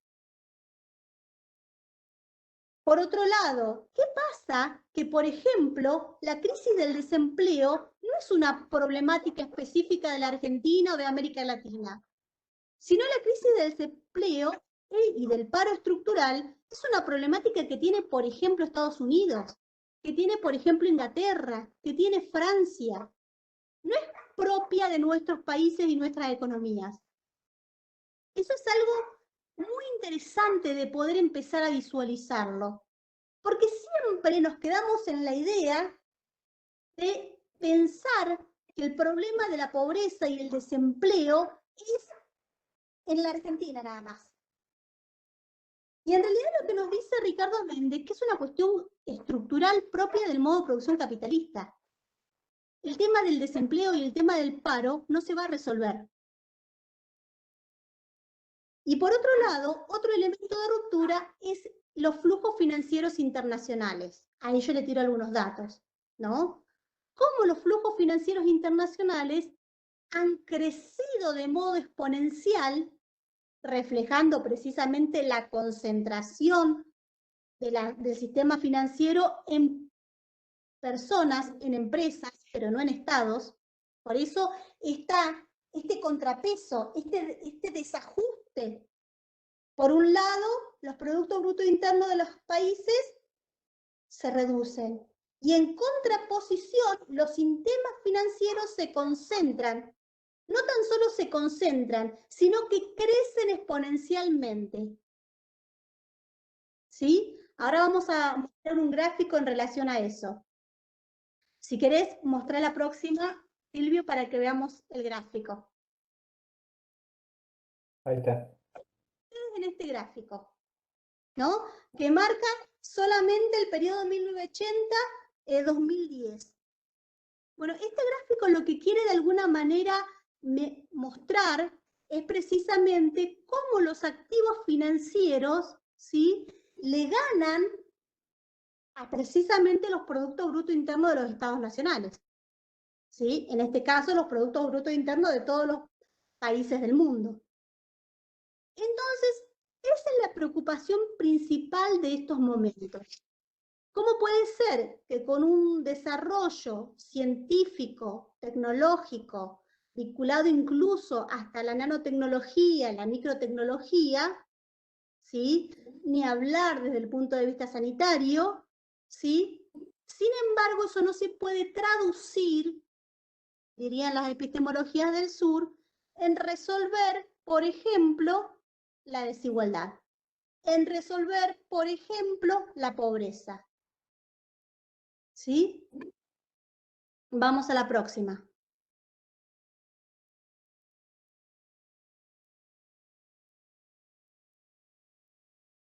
Silvio, vamos a la próxima diapositiva. Ahí puse, se ve estado de la población mundial. ¿La estás viendo? Bien. Fíjense ustedes, este es un cuadro que es muy interesante para pensar, es del Le Monde Diplomatique. ¿Sí? Es el Le Monde Diplomatique del 2014. ¿Mm? Ah, Silvia, ¿lo pudiste? Sí, está compartido. Perfecto. Ese cuadro es del Le Monde Diplomatique del 2014. Hay muchas cosas para analizar. Yo voy a mencionarles solo algunas que me parecen importantes y que de alguna manera reflejan estos indicadores de ruptura con respecto a la modernidad occidental. Y es, por ejemplo, que me parece muy importante incluso para ustedes, el tema de el analfabetismo, ¿no? Que uno podría decir, ¿cómo puede ser? Sí, está compartido. ¿Cómo puede ser que avanzado el siglo XXI todavía tengamos el 15% de la población mundial analfabeta? ¿Sí? No tan solo eso, sino, por ejemplo, el acceso al agua potable. Fíjense ustedes, en el mundo tenemos 1.100 millones de personas que no tienen acceso al agua potable. Y 77 millones están ubicados en América Latina. Pero eso no es lo más grave. Fíjense ustedes otro indicador, el tema de la riqueza, ¿no? Que es vinculado a lo que Silvio mencionaba de precisamente la desigualdad. Fíjense ustedes, el Le Monde Diplomatique lo ubica en el valor dólar, en la moneda dólar. Dice que precisamente si en el mundo nosotros tuviéramos representadas... Se cortó. Sigo. Toda la población mundial en 10 personas, 5 de esas personas vivirían solo con $2 diarios. ¿Sí? Y 2 personas vivirían con el 84% de la riqueza mundial. ¿No? Acá ha perdido conexión Lorena, evidentemente. Digo, a esto se refiere Boaventura cuando habla de la crisis de esta modernidad. Y a esto nos estamos refiriendo cuando estamos hablando de crisis civilizatoria. ¿Sí? Bueno, ni hablar de los índices de cantidad de hijos por mujer. ¿Sí? Fíjense la diferencia entre Níger y Polonia, por ejemplo. Níger tiene 8 hijos por mujer y Polonia tiene solo 1. Aprovecharía este espacio para escucharlos y escucharlas. ¿Mm? Si esto les está sirviendo. A ver, Andrea, te escucho. Sería interesante también con la diapositiva anterior conocer las diferencias por país de los crecimientos y de los decrecimientos de PBI, ¿no? Porque siempre pensamos también esta cuestión de que, bueno, con la anterior a esa, pero igual no era para agregar otro dato que podría ser enriquecedor para mostrar la Ahí está. desigualdad, que mientras algunos países no crecen, están decreciendo en el PBI, otros países están incrementando realmente, ¿no? Entonces sería otro aspecto de la desigualdad. Podría ser interesante para analizar en otros momentos. Claro. Lo que pasa es que supuestamente se trataba de la idea de, digamos, globalmente, de progreso general. Lo que se nos quiere vender es la idea de que esta modernidad nos lleva al progreso a todos. Y cada vez es más, si alguna vez nunca fue cierto, pero cada vez es menos cierto en todo caso. Porque cada vez más los datos globales están hablando de que el crecimiento general está paralizado y está en descenso. ¿Se entiende? Es decir, lo que Marx llamaba el crecimiento de las fuerzas productivas está descendiendo. Es decir, cuando el cuadro que tenemos acá, que estoy compartiendo, habla del acceso al agua potable, yo estoy viajando con bastante frecuencia al norte de Neuquén. Bueno, con estas sequías que está habiendo en los últimos años, por ejemplo, se supone que son poblaciones que tienen acceso al agua potable, pero tienen acceso al agua potable cada vez más limitada. Esta es la realidad. Y estamos viviendo nosotros, en el caso de Neuquén y el Alto Valle de Río Negro, en una zona fuertemente irrigada. Pero pensemos en las limitaciones que tienen las poblaciones de África para acceder no solo al agua potable, sino al agua en general. Es decir, empieza a haber limitaciones muy, muy importantes de este modelo moderno. Es decir, cada vez está planteado en forma más evidente la necesidad de otra epistemología. Hola Silvio. ¿Sí? Hola Lore, ¿estás de vuelta? ¿Volviste? Sí, A ver, no te estoy bien. viendo. Te estaba Ahí. escuchando. Bueno, Sí, y te estaba ¿estás hablando? escuchando en relación al ejemplo. ¿Me escuchás? Sí, sí, sí. Estaba hablando del agua potable. Hola, ¿me escuchás? Sí, sí, te escucho. Creo que todos te Sí, estamos te escuchando. escuchaba. Me refería a los límites de esta Perfecto, modernidad capitalista, bárbaro. cada vez más evidentes, ¿no? Obvio. Sí, sí, sí, está Porque, perfecto. Si porque querés incluso pasemos a la a la siguiente, próxima.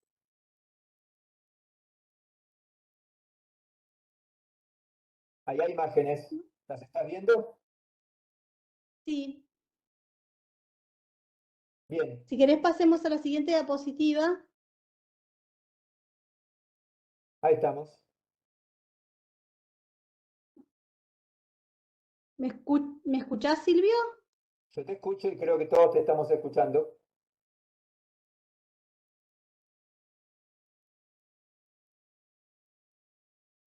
A ver, me parece que perdió conexión. Bien, Nuevamente. gracias. ¿Estás ahí? Bien. Bueno, acá queríamos reflejar. Bárbaro. Vos decime si se escucha bien. No, la de las ciudades, Silvio, la anterior. Ahí está. Está puesta.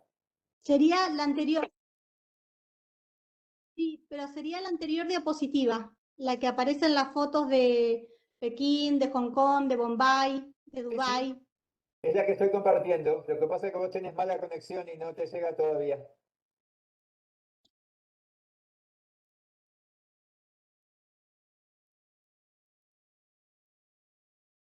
Vamos a tener que mejorar la conexión, Lore.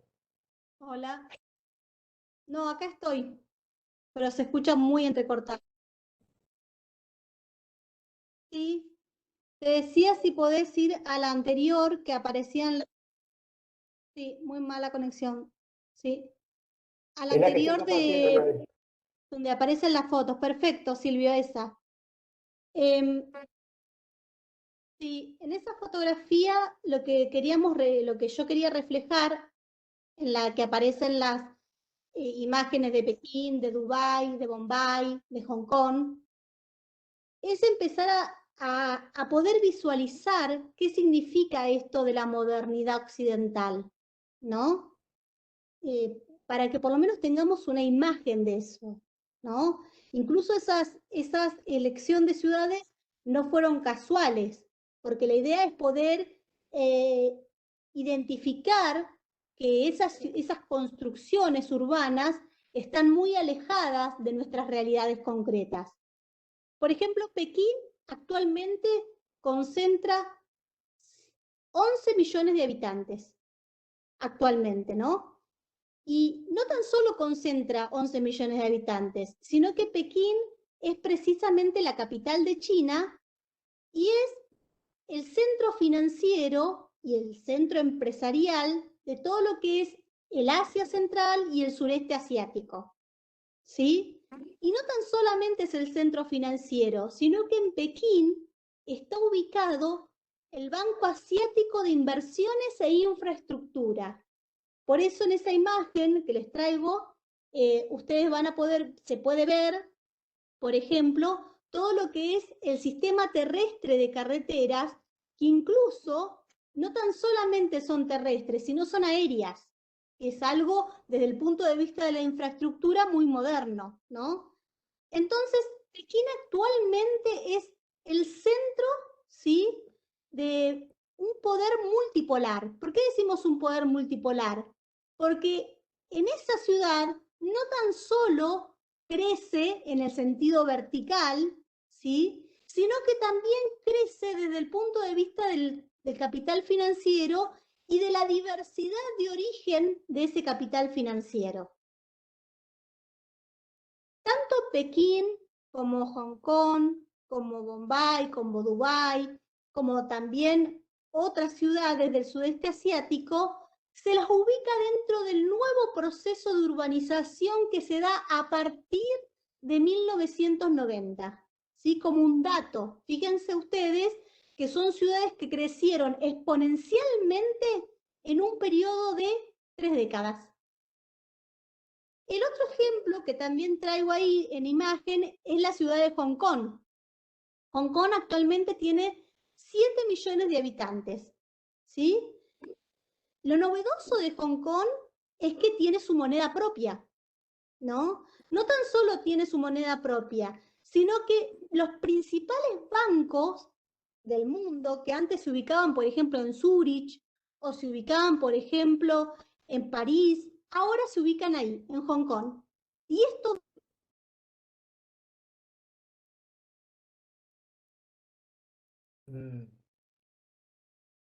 Me parece que la perdimos nuevamente. Sí, sí, sí, se ve que tiene mala conectividad. Sí.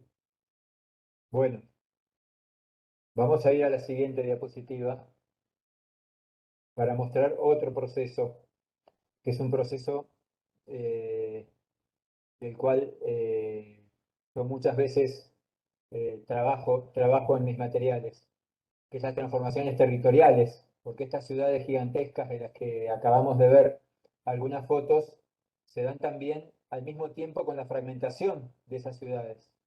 Es decir, cada vez más podemos ver en gran escala y en pequeña escala cómo las ciudades se fragmentan, cómo los espacios urbanos se van fragmentando. Sectores residenciales exclusivos, dice acá, barrios privados, es decir, cómo las ciudades van reflejando en su organización espacial la fragmentación social, cosa que hasta acá no venía pasando, pero en las últimas décadas se viene dando una fragmentación de las ciudades y de los espacios urbanos. Esto lo podemos ver incluso en las grandes ciudades de la Patagonia, ¿sí? Por ejemplo, si vamos a pensar en Bariloche, entre el centro y el Alto, por ejemplo, Neuquén entre el centro y el oeste, ¿no es cierto? Podemos pensar General Roca, la zona de las Tomas, o la zona cercana al río, con sus barrios exclusivos y sus barrios privados, ¿sí? La localidad de Plotier, cerca de Neuquén, con un gran emprendimiento empresarial en la costa del río.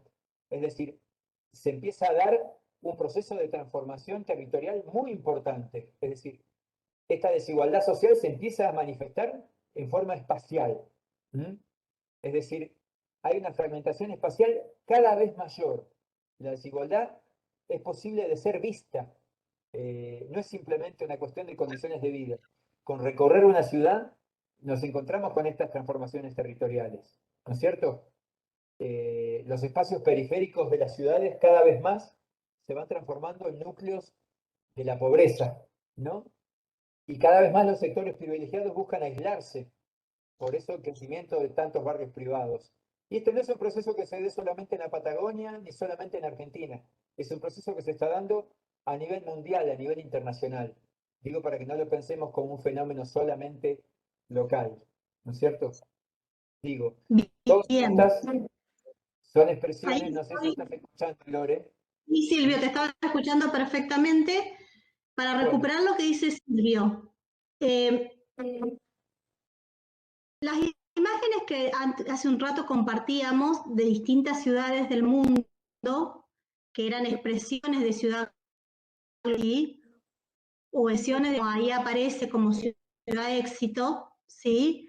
Reflejaban no tan solo desde el punto de vista de la cantidad de habitantes, desde el punto de vista de la concentración del capital financiero, desde el punto de vista de la infraestructura, ¿sí? La infraestructura que veíamos también ese crecimiento vertical de los rascacielos, sino que también meternos al interior de las ciudades, ¿no? Por eso traigo el concepto de transformaciones territoriales. Si uno rasca al interior de las ciudades, incluso en Hong Kong, incluso en Bombay, en Dubái y en cualquier ciudad del mundo, existe esta fragmentación territorial de la que Silvia les hablaba, ¿sí? Esa fragmentación territorial que se expresa en las ciudades es un reflejo de uno de los pilares que nosotros veníamos hablando de esta modernidad occidental que no se termina de resolver, que es la igualdad, que es la inclusión, ¿sí? Hay urbanistas que trabajan esta idea de las transformaciones territoriales vinculadas a este avance de la modernidad. Y en ese sentido hablan de esa ciudad fragmentada, ¿sí? Esta ciudad fragmentada en donde precisamente coexisten, ¿sí?, sectores de opulencia con sectores, por ejemplo, de barriadas populares, ¿sí? Pero esta fragmentación territorial, insisto en lo que mencionaba Silvio, no es única y exclusivamente un fenómeno que acontece localmente, sino que es un fenómeno que acontece globalmente, ¿sí? Si querés pasamos a la otra, Silvio. ¿A qué te refieres con la frontera física y abstracta, Lorena? Ahí. Bueno, que precisamente la frontera física es lo que vimos en la imagen anterior. Si querés volver para atrás. A ver. Sí. Ahí está. Ahí se ve clarito. Bien, esa es una frontera física. Si ustedes ven, por ejemplo, esta es una barriada, la barriada donde aparecen las canchas de tenis, ¿sí? Y donde aparece la barriada popular, esa es una foto de Sao Paulo, ¿sí? Ahí precisamente aparece una frontera física que es en realidad es un muro, es una muralla que se construyó para distinguir el barrio cerrado de la barriada popular, ¿sí? Esa es una frontera física concreta. Y después, vos me preguntabas, Silvio, de la frontera abstracta. Exacto. La frontera abstracta tiene que ver con aquellos lugares en que determinados sectores marginales no pueden acceder. No porque existe una persona que controla y que te dice, vos no podés entrar acá, sino porque existe una realidad material que no permite que acceda. El ejemplo más concreto son los aeropuertos, ¿sí? Uno puede pensar los shopping, no, el ejemplo más concreto son los aeropuertos. No todo el mundo viaja, ¿sí?, nacionalmente ni internacionalmente, diría Marauché. Entonces Marauché define como esa frontera abstracta, ¿sí?, precisamente los aeropuertos, también trabaja, por ejemplo, los shopping centers, pero cada vez más, diría Svampa, los lugares de comercio, como puede ser un shopping, ya deja de ser una frontera abstracta. Hay distintos sectores sociales acceden a los shopping. No así acontece, por ejemplo, un centro financiero, ¿sí? Una bolsa de valores. Esos son fronteras abstractas, Silvia. Bien, muy bien. ¿Paso a la que sigue?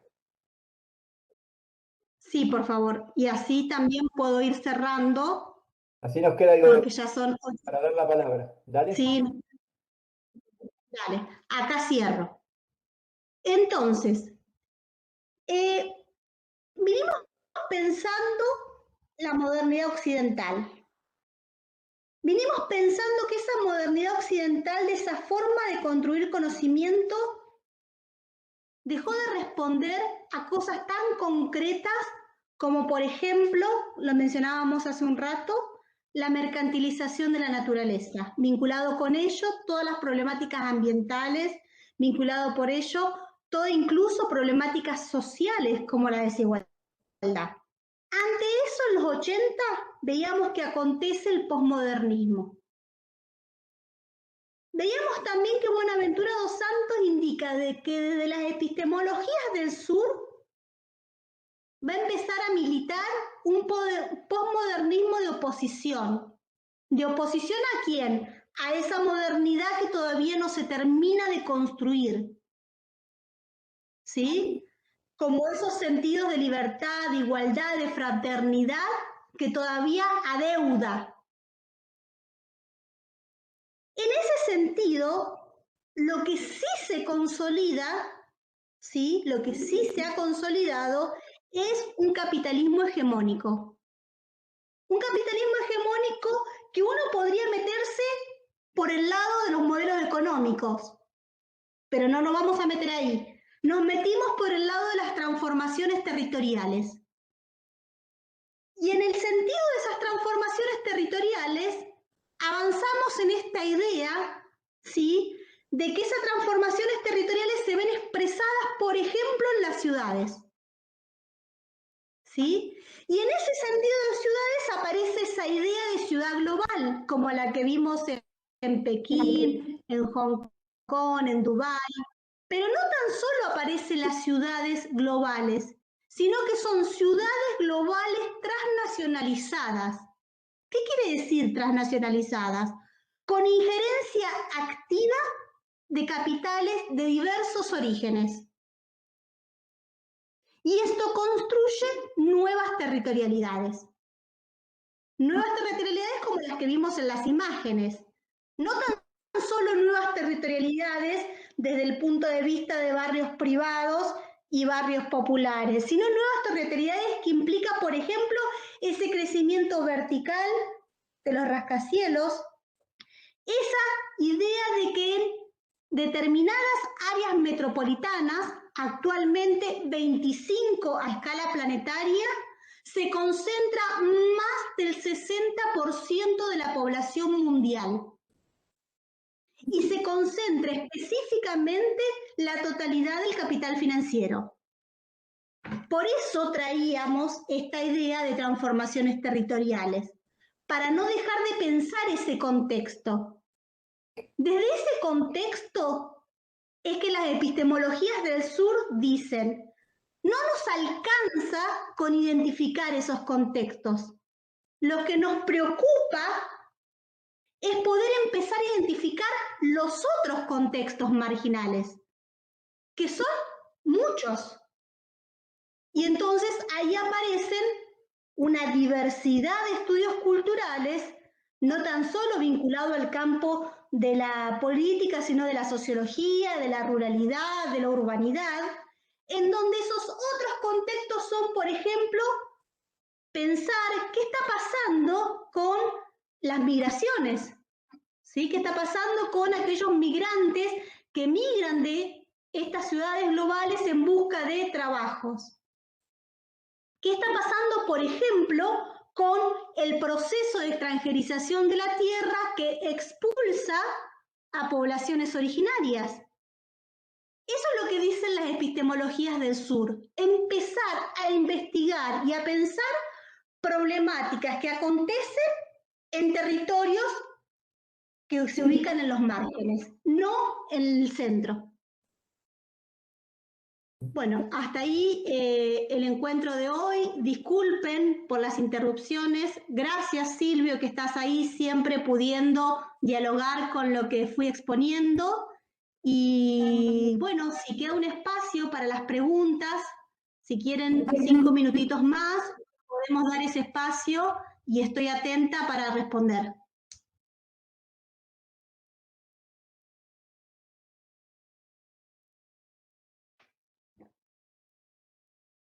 Yo quería intervenir sobre un aspecto que no mencionaste, pero sí pusiste en tu power, que es la cuestión de la enajenación, ¿no es cierto? Que tiene mucho que ver con este presente y tiene que ver más con nuestra vida cotidiana, ¿no es cierto?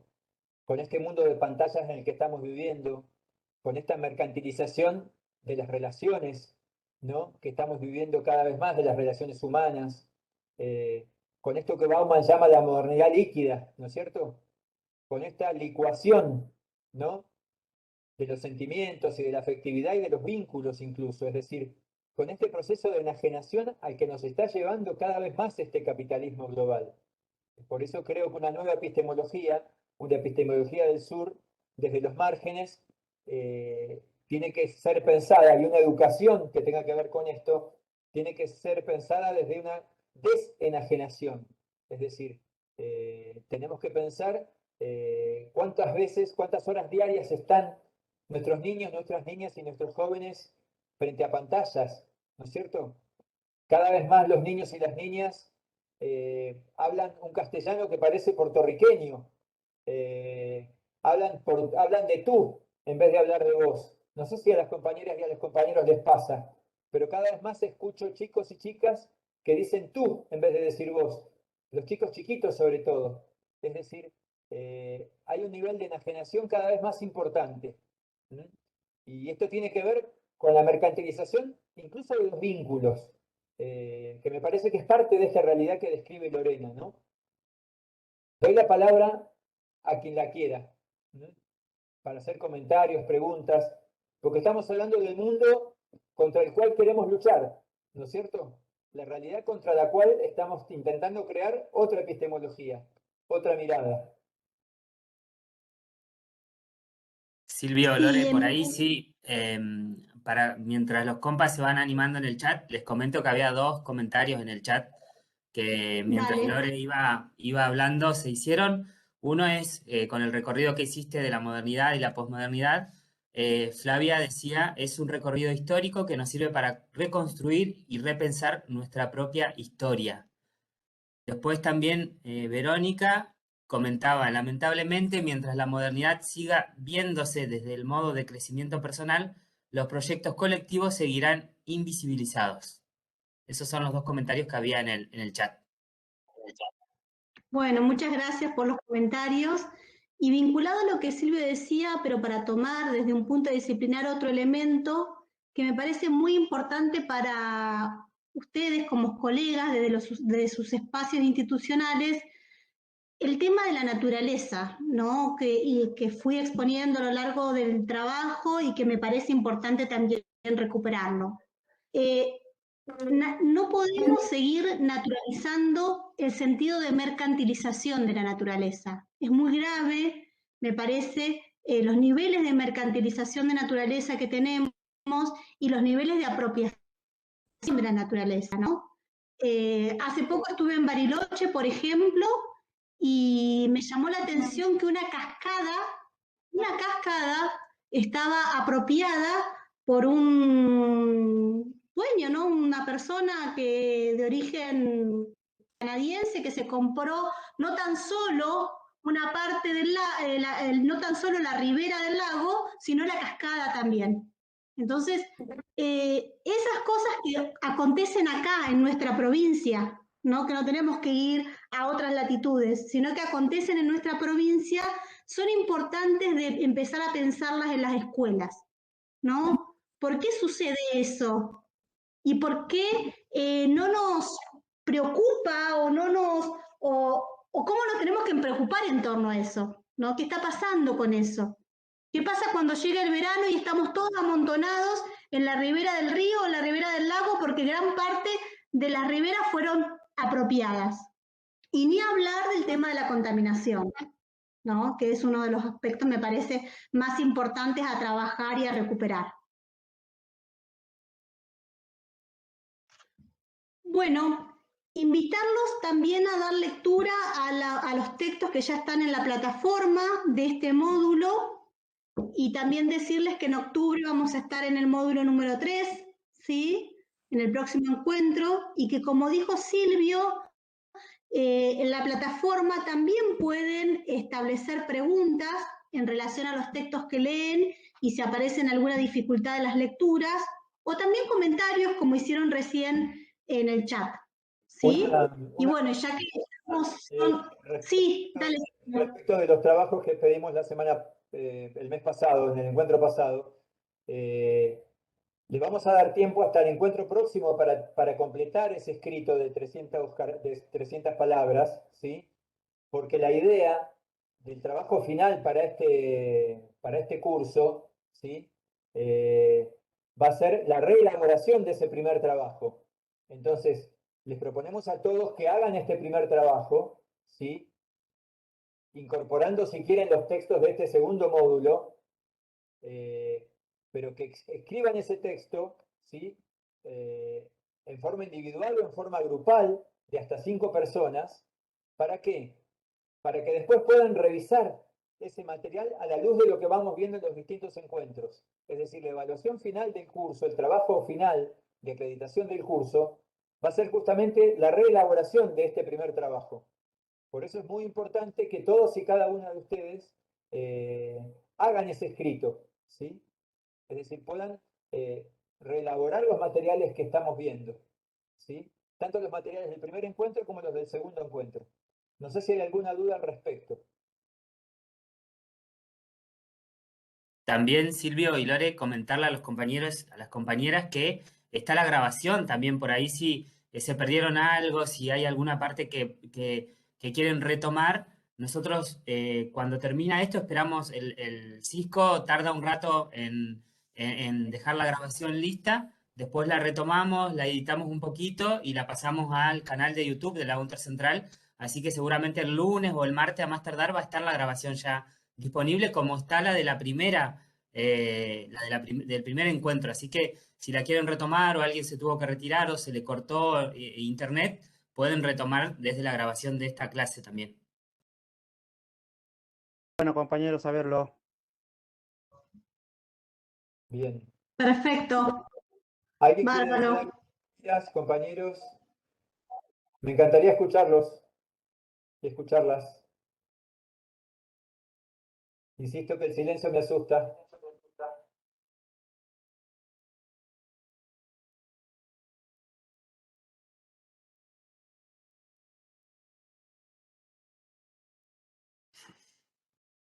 Abrumados. Bien. Abrumado. Está bien. Abrumado, Bueno. puede ser demasiado Puede grande. ser. No hay ningún problema, no hay ningún problema. Estamos para el próximo encuentro con sus dudas, con sus consultas. Ya son las 9 de la noche y 8 minutos nos hemos pasado.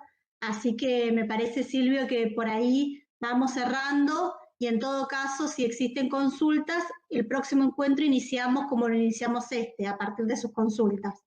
Dale, dale. Y estamos esperando sus consultas también en la plataforma, ¿sí? Bueno, y como siempre, agradecer a la Escuela Rodolfo Walsh y a los compañeros y compañeras que hacen posible que este espacio permita generar estos diálogos colectivos. Bien, nosotros agradecidos en realidad por la temática, es sumamente interesante, es necesario que trabajemos y que lo abordemos en nuestras escuelas. Por ahí es cierto que es viernes a la noche y uno está cansado ya de toda la semana. No creo que el silencio sea parte de no estar interesados, sino que, bueno, son complejos los conceptos, toda la exposición fue sumamente interesante, como que hay mucha información y pensar que todo eso nos pasa a nosotros y uno cuando va escuchando va al mismo tiempo pensando, y esto en la escuela cómo, de qué manera, y esto nos pasa y cómo resistir. O sea, no es que no cae en saco roto, digamos. Pero bueno, por ahí hay que darles tiempo para que participen. Sí sería interesante por ahí que plantearan alguna pregunta, alguna duda, alguna conclusión, alguna frase, algo para hacerlo un poco más participativo e intercambiar. Pero creo que es muy bien recibida la temática y que además con otros cursos que nosotros estamos dando desde la escuela y desde UNTER, vienen todas en la misma línea, ¿sí? Estas nuevas tendencias de pensar la descolonización, todo lo que estamos trabajando para acompañar la escritura del diseño curricular de la modalidad de adultos, tanto de primaria como de secundaria, viene todo en la misma línea, así que creo que es más que interesante el planteo. Acá hay dos Qué bueno compañeros. Acá hay dos No se te compañeros. escucha, Silvio. Lore, Elizabeth dice, a mí particularmente me silencia tanta info para No se procesar, escucha. dice, ¿no? No, ¿Se escucha? estás muteado. ¿Estoy muteado? No, no estoy muteado. ¿Ah? ¿Me Sí, se escuchás? escucha, se escucha. Yo te escucho, Silvio. Ah, Sí, sí. perfecto. Dice, a mí particularmente me silencia tanta info para procesar, ¿no? Acá dice, bueno, dice, hay mucha información, digamos, estamos asimilando, dice Amancay, ¿no? Amancay desde el Bolsón. Lo digo porque la conozco. Dice, estamos asimilando. ¿No? Así que bueno, algo nos están respondiendo. Bueno, pueden ver el PowerPoint, lo vamos a cargar en la plataforma, así que nos estamos viendo en el próximo encuentro, compañeras. ¿Sí? Y en la plataforma El 15, Silvio. El 15 de octubre. El 15 de octubre. Bueno. Bueno. Gracias, muy claro. Gracias por su Sí, participación. pero para mí demasiado para procesar. Quizá en el próximo encuentro me anime a consultas. Sí, no hay ningún problema. Incluso pueden hacer cualquier tipo de consulta. Cualquier tipo de pregunta es bienvenida. No hay problema en que tiene que ser alguna pregunta muy elaborada. No, cualquiera. Gracias. Bueno. De nada. Muchas Gracias a ustedes. A todos y a todas y feliz día. Feliz día para todas y todos. Gracias. Feliz día del Feliz día, maestro y la gracias igualmente para todos y todas. todos. Abrazo. Gracias, un abrazo a todos y a Hasta la todas. próxima. 2 días mañana, chao.